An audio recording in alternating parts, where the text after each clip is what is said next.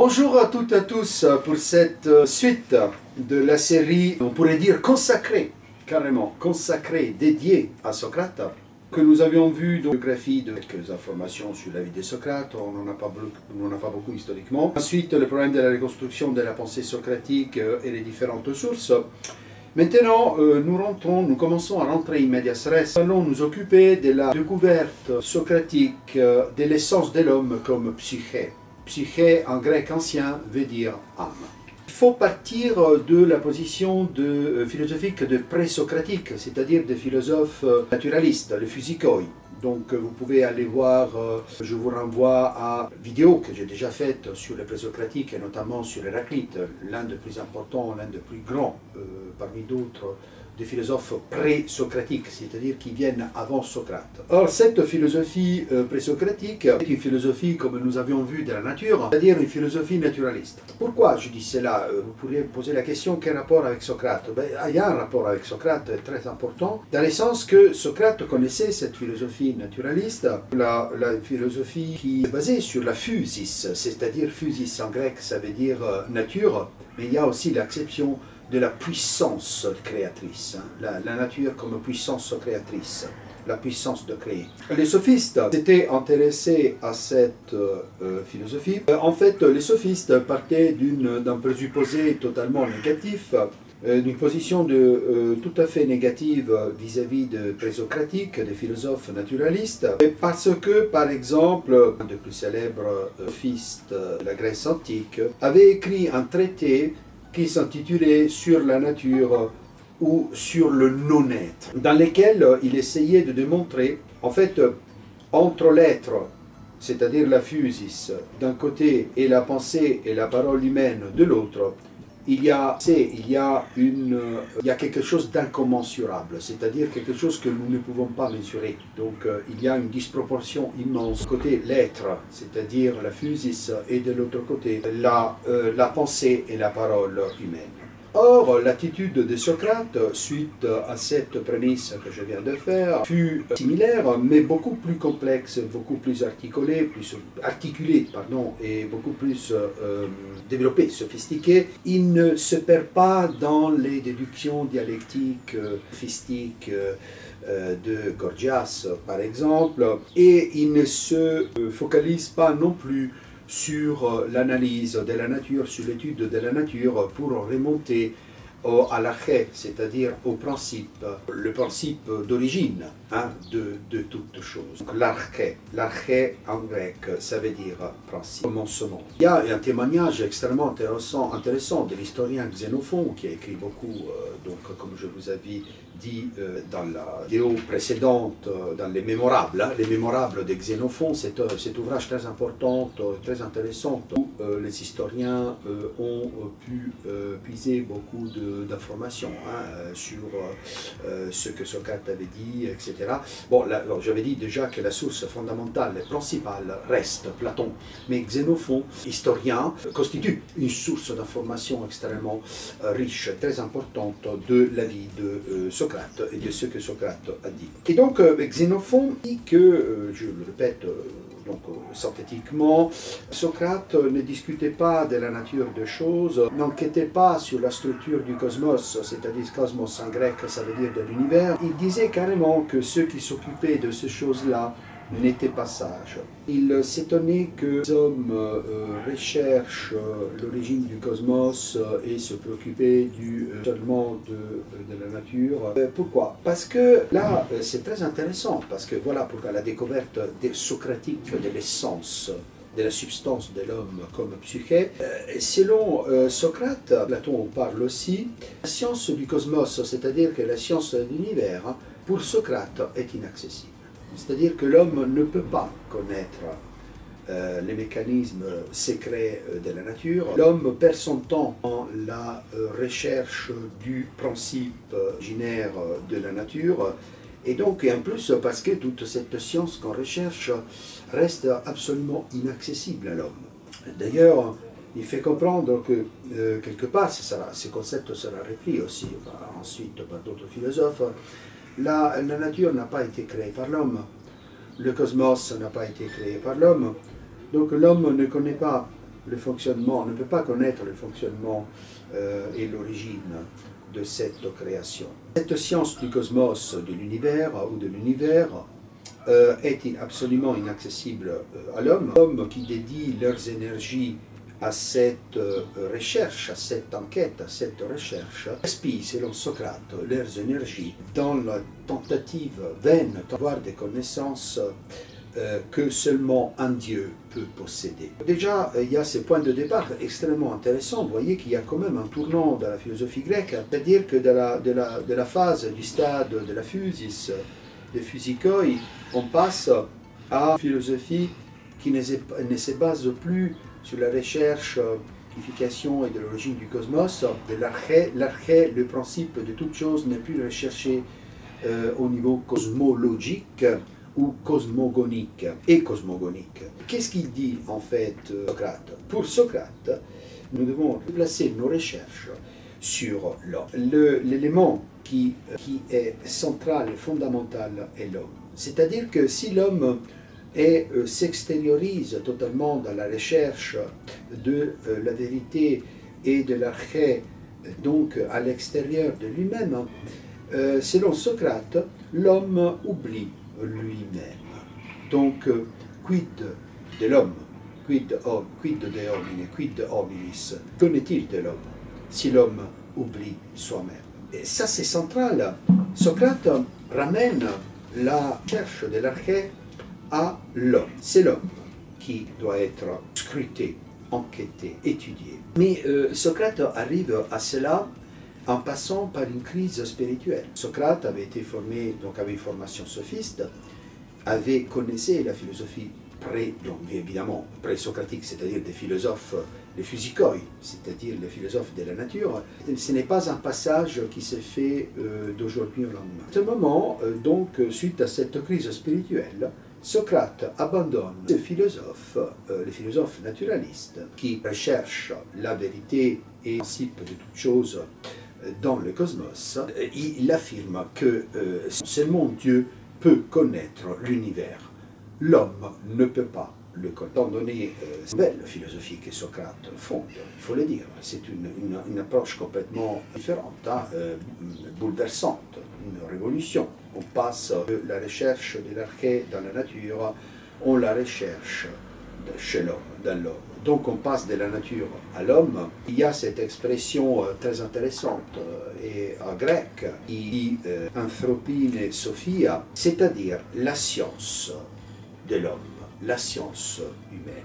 Donc non plus la science du cosmos, mais nous devons nous occuper de la science de l'homme, anthropine sophia. Anthropine sophia comme sapienza umana, ça c'est en italien, donc comme sagesse humaine, la sapienza umana, la sagesse humaine. Avec Socrate, le point central et fondamental, c'est la découverte de l'essence de l'homme, de la substance de l'homme.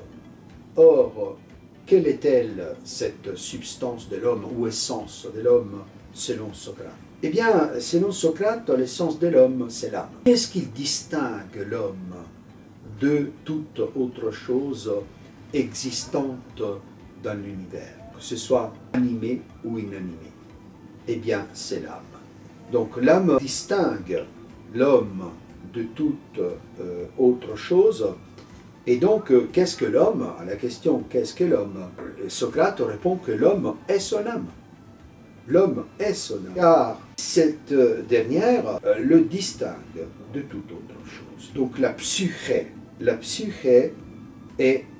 constitue l'homme. Et ce qui caractérise l'homme et qui fait l'essence de l'homme. C'est quand même un changement immense par rapport aux présocratiques, aux philosophes de la nature, et de l'autre côté à la conception de l'âme de Homère.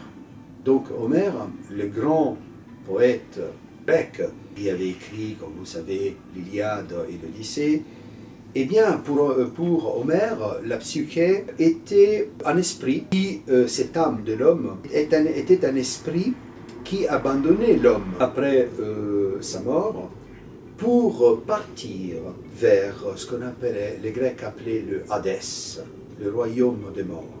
Mais cette âme n'était qu'une ombre qui restait dans l'Hadès, dans ce royaume des morts, et déambulait dans une direction, dans une autre, donc dans l'Hadès, donc comme une ombre, comme un fantôme, comme un fantôme. Nous pouvons dire donc que pour Socrate, notre âme constitue réellement, vraiment, notre conscience. Donc le concept de conscience est un concept qui a été développé particulièrement et fondamentalement à partir de la philosophie moderne. Donc on fait commencer la philosophie moderne avec Descartes, mais les anciens avaient bien sûr une idée de la conscience. Or, cette conscience socratique, la conscience vue, interprétée, la vision socratique de l'âme, c'est-à-dire de la conscience de l'homme, c'est que l'âme est notre conscience qui opère, qui agit et qui pense, c'est la raison. Donc la raison, comme entendu, selon Socrate, comme activité rationnelle et morale. Donc une activité rationnelle et une activité morale.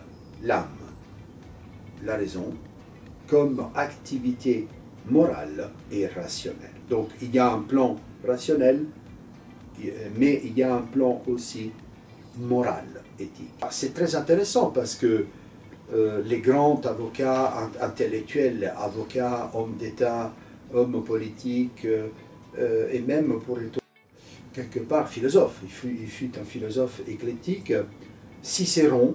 Il y a cette célèbre phrase cicéronienne donc, qui fait allusion donc, à Socrate. Et Cicéron dit que Socrate a fait descendre la philosophie du ciel, ici, bas sur la terre.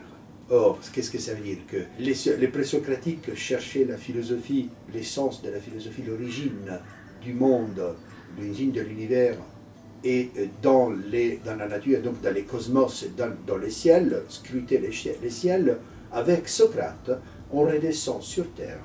Et cette recherche philosophique de la vérité et de l'origine de toute chose, donc de l'homme, est ramenée à l'homme qui est sur terre et n'est pas suspendu dans les cieux. Quand un grand historien savant de la philosophie grecque, de l'histoire de la philosophie et de l'histoire grecque, Taylor, qui écrit un livre sur Socrate, Taylor dit que Socrate a créé, je le cite, a créé la tradition morale et intellectuelle de laquelle, qui a été et qui constitue les fondements de l'Europe. L'Europe vit de cette tradition morale intellectuelle inaugurée et fondée par Socrate, le temps de Socrate. Donc l'Europe vit encore quelque part de cette Weltanschauung socratique. On avait dit l'âme, je répète, l'âme comme conscience pensante. L'âme constitue le moi conscient de soi-même. Donc même s'il n'y a pas ces concepts, en fait c'est le concept d'aperception. Le concept d'aperception, c'est-à-dire que, terme moderne d'aperception, la conscience de soi. Avec Socrate naît la conscience de soi, c'est-à-dire que l'âme est le moi qui est conscient, mais il est conscient de soi-même et il est conscient d'agir, d'opérer dans le réel, mais il est conscient aussi de son existence en tant qu'esprit, donc que conscience pensante. Extrêmement fascinant, extrêmement intéressant. Socrate prend les distances de la science naturelle de Physica, il crée une philosophie distincte, complètement, qui se différencie, voilà, de la science naturelle. Ça, c'est absolument fondamental et central dans la philosophie de Socrate pour comprendre Socrate. Donc, juste un mot sur tout ce que je viens de dire et qui a été remarquablement mis en lumière par Taylor et par cette référence bibliographique que j'utilise, cette magnifique histoire de la philosophie grecque et romaine de Giovanni Reale, italien Giovanni Reale, Storia della filosofia greca et romana. Il souligne le fait que dans l'histoire, pour les historiens de la philosophie et les philosophes, tout ce qu'on vient de dire maintenant, il ne faisait pas partie de la communis opinion. c'est-à-dire de l'opinion commune. Donc cette communis opinion en latin, donc cette opinion commune qui a été négligée, c'est une nouvelle interprétation de Socrate, celle que je viens d'expliquer, et qui a été négligée par la plupart des spécialistes. Donc c'est-à-dire que petit à petit cette nouvelle interprétation, vision de Socrate, attestée aussi par des textes de l'époque, est en train de prendre pied, de s'affirmer, et surtout l'école écossaise, l'école des philologues écossais qui a mis en évidence cette problématique. Et il y a bien d'autres savants comme les grands Werner Jäger qui avait écrit un texte fondamental, Paideia, qui s'occupe de cette problématique du Socrate, qui prend la distance avec le présocratique et qui développe une conception de l'essence de l'homme comme psyché.